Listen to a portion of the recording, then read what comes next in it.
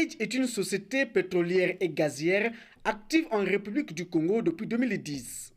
Cette société a signé le 13 octobre 2017 avec le ministère des Hydrocarbures l'avenant numéro 2 au protocole d'accord d'octobre 2013 conclu entre ce ministère et New Age. Avec cet avenant, New Age mettra en œuvre le projet de valorisation du gaz naturel.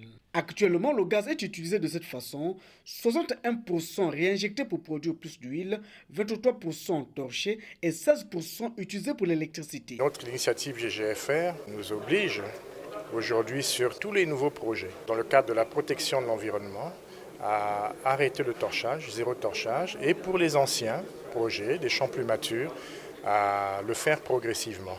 Au-delà de la protection de l'environnement, permettre de valoriser le gaz. Nous allons de plus en plus vers des schémas qui permettent de valoriser ce gaz. Et vous en avez un exemple patent, c'est la centrale électrique du Congo, qui aujourd'hui est en train d'augmenter sa puissance. Aujourd'hui 300 MW, demain 450 MW, et nous allons aller jusqu'à 900 MW en cycle combiné.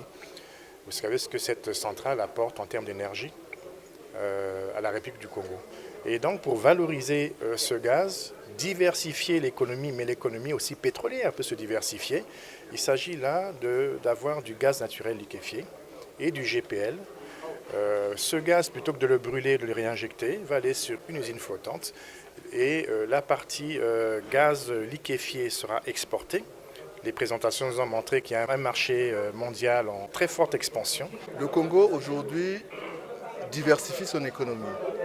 Le Congo dispose de ressources de gaz qui sont quand même relativement importantes et ces ressources ont besoin d'être valorisées pour augmenter les revenus au niveau de la nation. Un dispositif légal a été mis en place par le gouvernement qui interdit de faire le gaspillage de ces ressources. Et pour les valoriser, il y a plusieurs projets qui sont envisagés par le gouvernement. Le projet qui est actuellement en cours d'activité, de fonctionnement, c'est celui de la production du gaz, production d'électricité par le gaz, avec la centrale électrique. Mais ce projet, même avec son expansion, ne prendra qu'une petite partie de la capacité de production gazière du Congo, et notamment du permis Marine 12. Donc avec le projet que nous proposons, on peut augmenter la consommation de ce gaz et pour l'exporter, pour faire du gaz liquéfié en faisant de l'exportation. Cette activité est une première étape de valorisation. Elle concerne la fabrication du gaz de ménage et à la suite la production des plastiques. C'est une première étape. En suivant, il y a des projets dans la zone économique spéciale de Pointe-Noire qui vont viser toujours au travers donc de la partie aval gaz à pouvoir développer des engrais, pouvoir développer des plastiques de façon brute comme ça, on pourrait dire, en termes de raffinage, produire des plastiques, des seaux, des micros et autres en plastique. Dans le gaz naturel, il y a le gaz de ménage qui est essentiellement du butane et du propane, ce qu'on appelle le GPL. Le GPL également, à travers ce projet, il y en aura pour le marché local.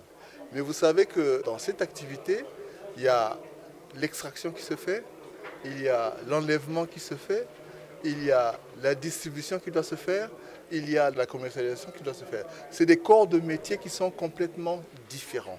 Le projet de mise en valeur du gaz naturel est estimé à plus d'1 milliard de dollars américains et créera en 25 ans plus de 2000 emplois. Cela avec en tâche de fond un aspect contenu local. Ça veut dire qu'au-delà de ces entreprises où nous souhaitons qu'il y ait un investissement d'acteurs économiques congolais, que ces entreprises forment des Congolais et emploient des expertises locales. Au niveau des cadres, nous avons parlé tout à l'heure de 304 Congolais, mais avec de façon indirecte plus de 2000 compatriotes qui pourraient être donc employés, trouver de l'emploi simplement sur ce projet GNL. Donc c'est vraiment un projet porteur, un projet d'avenir et nous sommes donc dans un axe de diversification de l'économie pétrolière et en particulier de sa filière gaz. il y a des emplois qui seront créés autour de l'activité puisque cette activité d'exploitation passe par la transformation sur place, par la liquéfaction de ce gaz sur un bateau flottant où sera installée cette usine.